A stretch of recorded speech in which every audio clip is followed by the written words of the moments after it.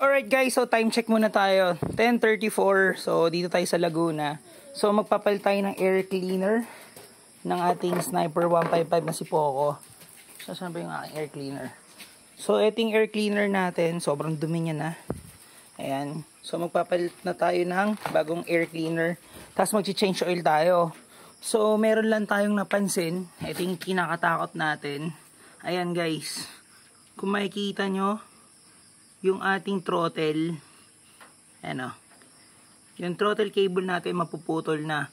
So, may pasok pa tayo bukas sa Boss Mel Custom Seat Pasig. So, tumawag na tayo kay Madam, kila Boss Mel. So, napakabait nila. Sabi ko, hindi ako makakapasok bukas, pero ang sabi nila is kahit humabol na lang daw ako. Shoutout kila Boss Mel. Thank you so much kay Madam. Kay Madam Jerry, thank you so much. So, yan. Sana makaabot tayo bukas papuntang Antipolo. Kasi nakakatakot na to. So tatry na lang natin dahan-dahan bukas. So ngayon, yun nga, 10:35 na. Mag-aano tayo, change oil tayo. Para mamaya madaling araw, aalis tayo. Tapos hintayin natin magbukas yung Yamaha 3S. Kung saan tayo abutan.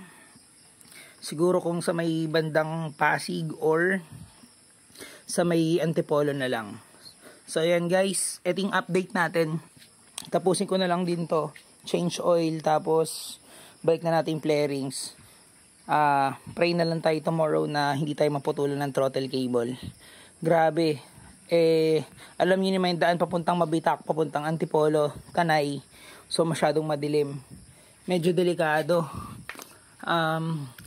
Siguro alis na lang tayo bukas mga around 4 o'clock, alis tayo 4 to 5 para in case na maputulan tayo ng throttle cable, maliwanag na sa Mabitak papuntang Pililya, Tanay.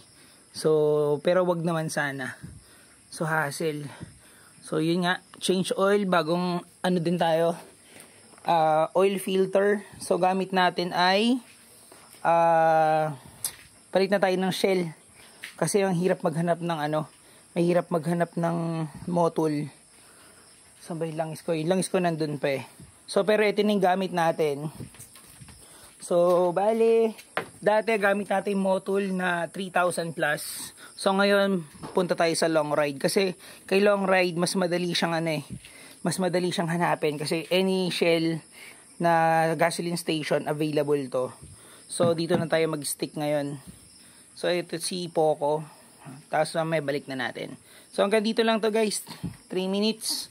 So again, time check 10:37. Makapagpahinga pa tayo, tulog tayo konti, tapos sibat tayo papuntang Antipolo kasi may pasok pa tayo bukas sa Boss Mel Custom Seat Pasig. Alright, so tapusin na natin to. Tapos maliligo pa ako. Ciao talaga. Matapa-chow-chow ka na lang. Bye.